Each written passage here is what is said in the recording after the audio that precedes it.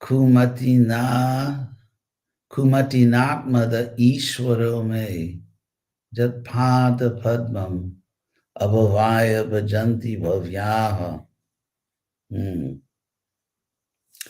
Mang Shantavaham Arayo Ratino Bhuvishtam Napraharan Jad Anubhava Nirasta Chittaha. So, Sotye, comes from the word sutta, which can mean chariot driver, sutta. Sotye means the position of chariot driver from the word sutta. So, Sotye Brata Kumatina. So, Ishwaro, my Lord, Ishwaro me, the end of this line, Ishwaro me, my Lord, was chosen, Brita, by me, who is Kumatina. Mati means consciousness, mind, opinion, attitude, mati.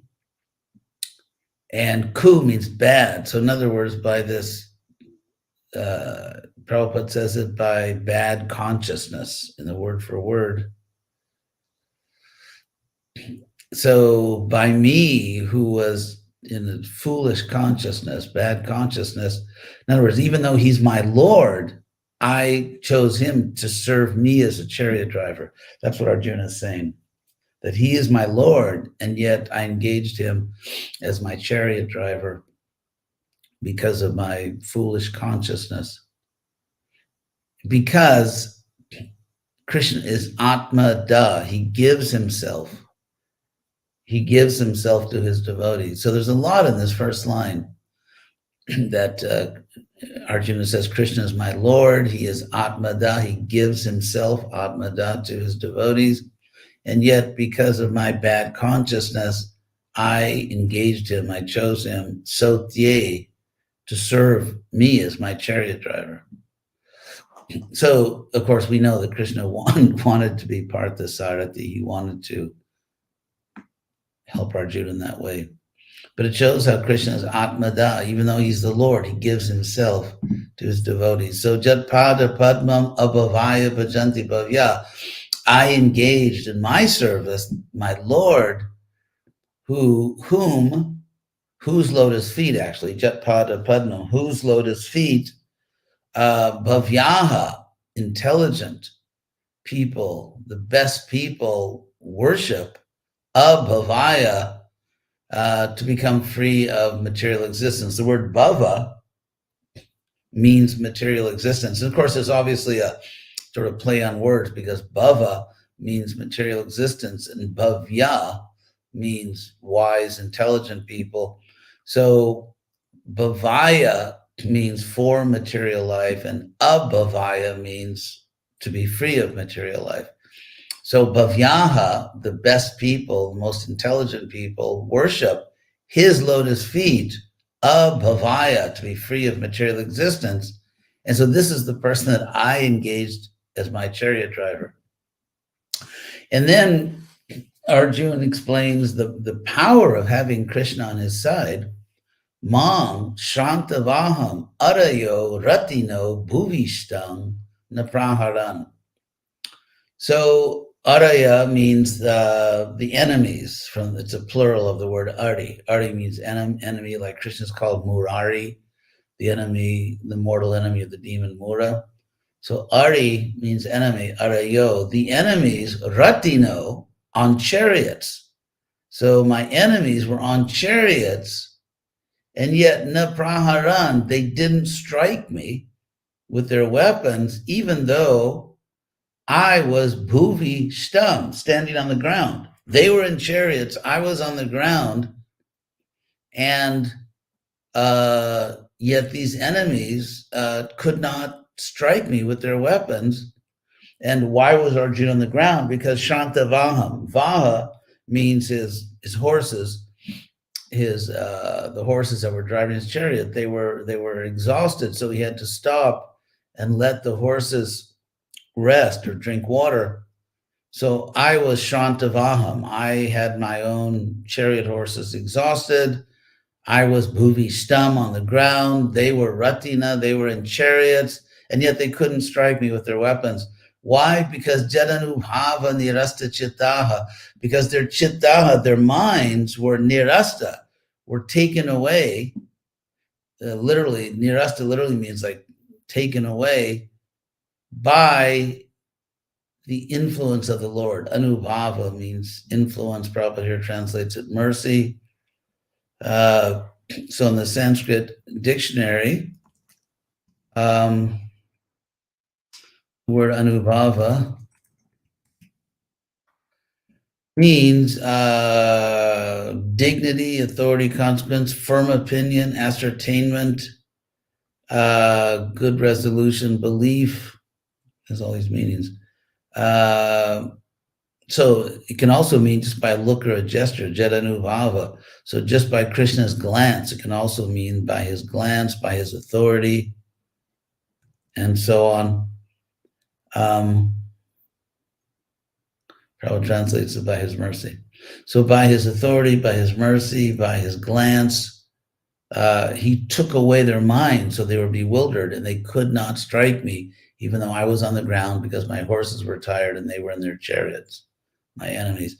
So Arjuna is glorifying Krishna by remembering the amazing ways in which Krishna saved him, in which Krishna did everything for Arjuna. So that's this verse. So the next verse is Narman Yudara Ruchira Smita Shobitani He Partha Harjuna Sake Kurunandaneti Sanjalpitani.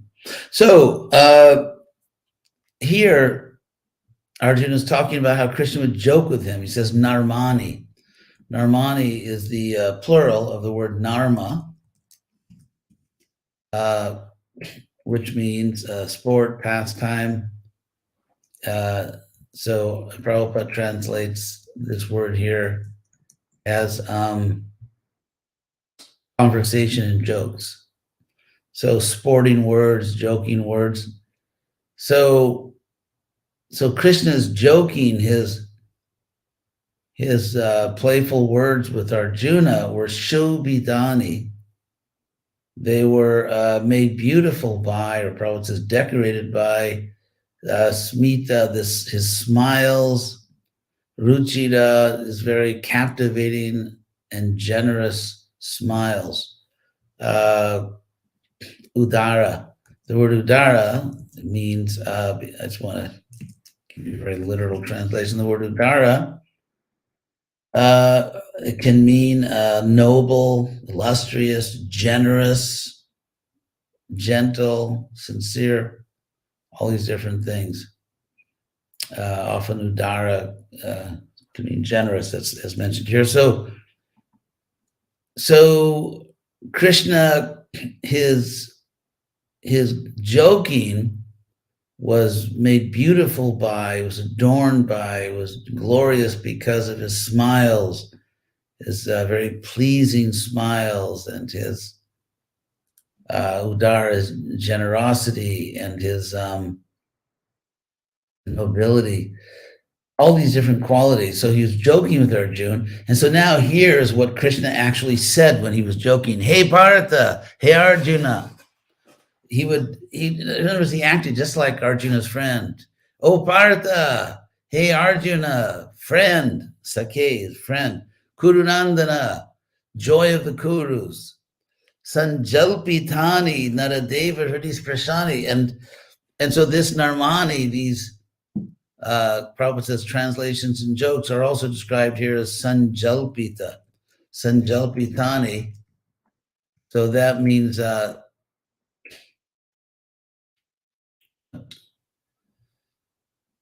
oh, okay, I see what they want here. So words talk. Sanjalpita is like sort of, conversations talk. So Krishna and Arjuna would have talks. They would talk to each other, and Krishna was very generous, and he was brilliant. And was describing this amazing relationship between Krishna and Arjuna. And Krishna would say, hey Partha, hey Arjuna, Sakhe, friend, Kurunandana, Sanjalpitani, Naradeva. And here Naradeva, Arjuna speaking to his brother Yudhishthira, calling him, O king, literally God among men. Nara means human beings, and Deva, God among men, which is named for king.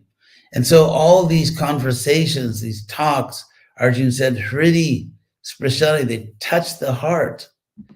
These words of Krishna touch the heart. So Arjuna clearly is beyond the stage of awe and reverence. He's seeing God face to face. He has this very personal friendship with Krishna. And the way Krishna talks to him touches his heart, literally, Hridi Sprashani. And so, and he says, now of me, Smaratur Lutani Hridiyang Mama Madhavasya. So all these, so of me, as I remember all these things, as I remember all these things of Madhava, as I remember all these activities of Madhava,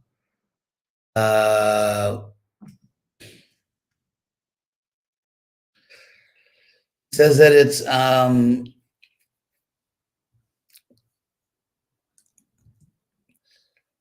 Lutanti, that all these, as I remember all these words of Krishna, of Madhava, the way he dealt with me, the way he spoke to me, Lutanti means it agitates my heart. He's feeling this, Prabhupada said, overwhelms. All these words overwhelm my heart. So this is Arjuna, and this is real. This is a real relationship with Krishna. This is, of course, in the Bhagavatam, and Arjuna is Arjuna, this great figure, who in some ways we may feel is distant from us, but he's not. He's a real person. Arjuna is a real person, and this is a real testimony about his relationship with Krishna. So we'll do another verse here. Shayasanatana vikatana Bhojanadishu aikyad vayasya ritavani tivi pralabda sakyu sakeva pitarvatana yasya sarvam sehe mahan mahitaya kumater agamne. So,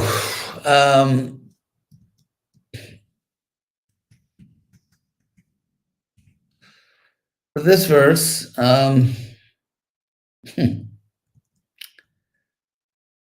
Arjuna describes in all these different activities we did together, Shayana. Shaya means lying down.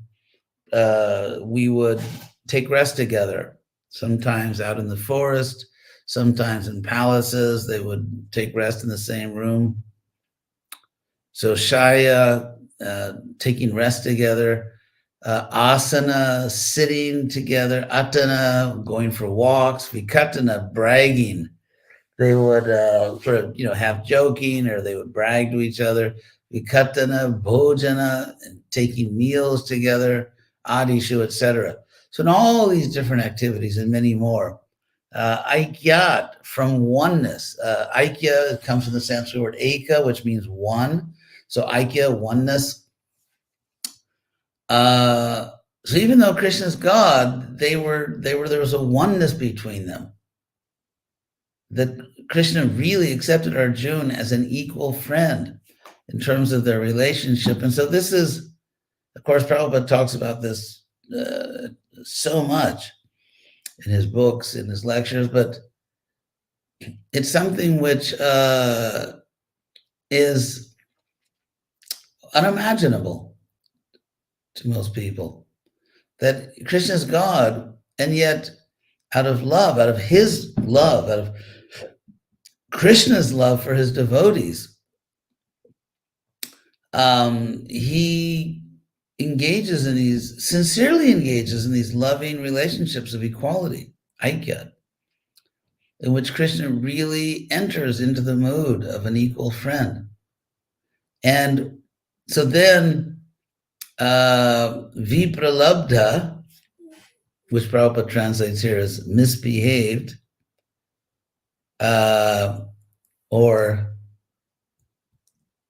so Vipralabdha in Sanskrit here in the dictionary is it can mean insulted, violated. In other words, when someone has kind of mistreated you. So what Arjuna is saying here, Prabhupada says it misbehaved. So whenever Arjuna felt that Krishna is misbehaving, of course, this is all Leela, then he would sarcastically say to Krishna, he would say, Vayasya Ritavan.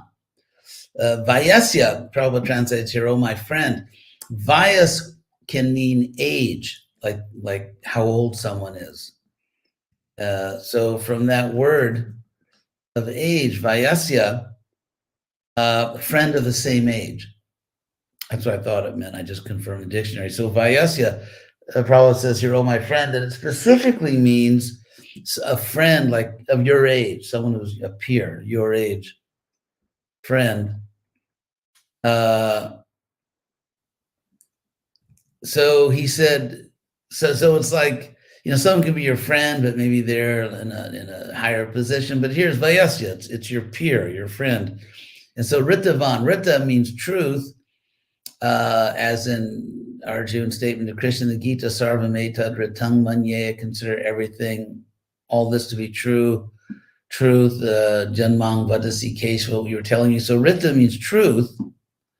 And Van, like Bhagavan, one who possesses Rita, one who possesses truth. Ritavan literally means like honest, like someone who has the truth. So when Krishna would, it's very sarcastic, because when Krishna would kind of play a trick or cheat, Arjuna would say, hey, buddy, you're really honest, which is really kind of what it is. Like Vayasya, it's kind of like English buddy, hey, buddy, you're really honest. So sort of in modern English, that's what Arjuna is saying to Krishna when Krishna is kind of being deceitful. So then Arjuna says, Sakyu Sakeva Pitarvatanayasya Sarvam Sehe. So Sehe means he tolerated. He tolerated all of this. Sarvam Sehe. He tolerated all of this just as like a friend tolerates the behavior of another friend. Sakyu Sakha Eva. Eva means like a Sakha tolerates these, let's say, the tricks of Sakyu, of the friend. The friend tolerates the tricks of a friend, or like the father who tolerates some of the misbehavior of his child. So in that way, the Lord tolerated my sarcasm, my joking with him, because he is great, and he tolerated it, Mahitaya, out of his greatness. He's great, and he tolerated it because of his greatness. He tolerated agham, the offenses, of me, who was kumati, kumater, means of kumati, who was in bad consciousness or in a foolish consciousness, and therefore he tolerated all these things. So Arjuna is a very important devotee, obviously. He heard Bhagavad Gita from Krishna, and here in the Bhagavatam, he's giving this unique, powerful testimony of his relationship with Krishna. So,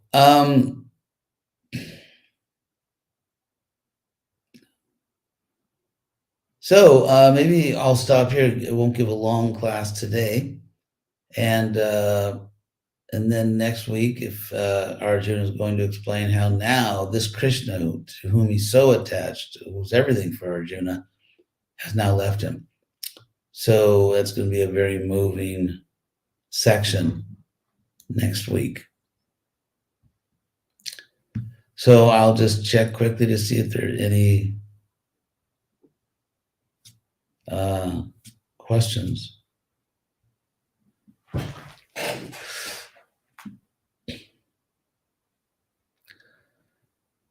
Thank you all for attending the class. Thank you all for your comments.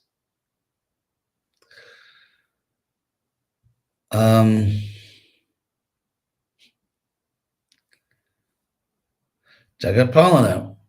Chitta means mind according to the Western definition of mind, or is it also means mind as one of the Bhinna Ashtadha? Bhagavad Gita 7.4, that's where Krishna says mind, intelligence, and false ego.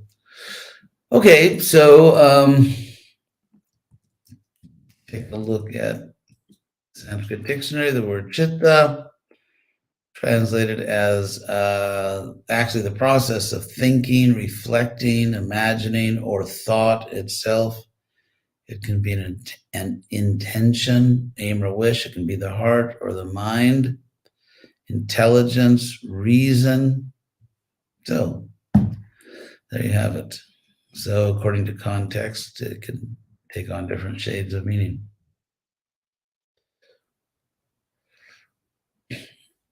Some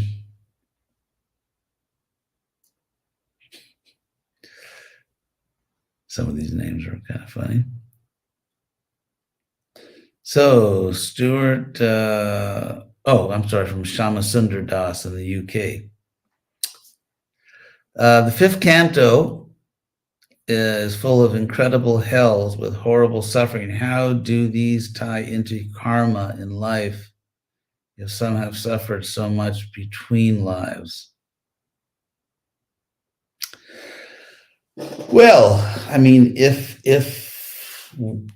a person misbehaves and then they have suffering coming, so whether that suffering comes in a particular life within a regular body, or if the suffering comes between lives in some special place or situation, there's no double jeopardy. So one suffers what one has to suffer, and then it's over. Yes, incredible hells. So that's, of course, another topic, these hells mentioned in the Bhagavatam. Why did Bhaktivinoda Thakur say that they may not be literal? This from the same person. Is this the case for the fifth canto cosmology also? What we find in the history of Vaishnavism is that the Bhagavatam has been worshipped as the great sacred text, but unlike other religions, hell was never emphasized at all. So even though it's there in the Bhagavatam, sort of as a warning, and Bhaktivinoda Thakur says we shouldn't always take it literally, it never was taken, you could say, seriously by the great Vaishnava acharyas. They never emphasized. In other religions, as we know, it's like central. It's the central point of their preaching. They're just constantly talking about hell. But in the Bhagavatam, no, the acharyas never considered it something that should be mentioned a lot, and it was never, in a sense, never taken that seriously. I mean, what is taken seriously is karma. So if you do really bad things to other people, then really bad things will happen to you. Although the idea that, for example, I mean, the most horrible punishments come if someone, for example, drinks liquor or something like that. So those punishments do not seem to fit the crime, which seem to be excessive punishments. Those were never really taught or emphasized by Vaishnava acharyas.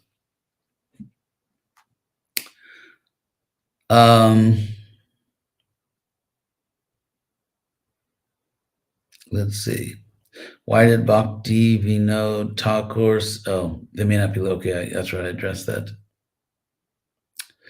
So Jagatpalana, is Rita connected to rite, ritual? The English words, not that I know of. You have to look up if you go in a dictionary, a good dictionary, you can find the etymology of the word rite, R-I-T-E. So Padmalochana, so Krishna tolerates my offensiveness. You don't seem very offensive. I've really never heard of you ever offending anyone. So if there is some problem, I'm sure Krishna will tolerate it from you. Jagoranga, how can we come to the stage of having this deep relationship with Krishna, even in this material world? Well, there's a process to do that, which is called bhakti yoga. Prabhupada, the great Acharya, Srila Prabhupada, came to this world and taught us the means of liberation, taught us the practice of bhakti yoga as taught and inspired by Lord Chaitanya, who is Krishna himself. So we simply have to dedicate and rededicate ourselves to this process. And then, what is the spiritual significance of the forest of Naimi Sharanya?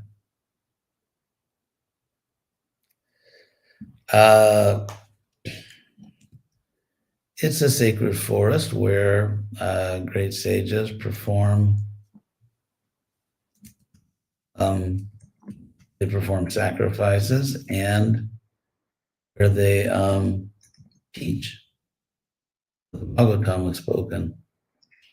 It comes from the word, nimisha in Sanskrit means blinking the eye or wink of the eye or shutting the eye. And so the demigods, it said, don't blink, or blinking of the eye. It said demigods don't blink like we do. So they are animisha. So somehow from that word naimisha aranya, of course, means forest. So thank you all very much. And I hope you are all doing well in Krishna consciousness, and that we will be together again next Sunday for more of this wonderful Bhagavatam. Hare Krishna.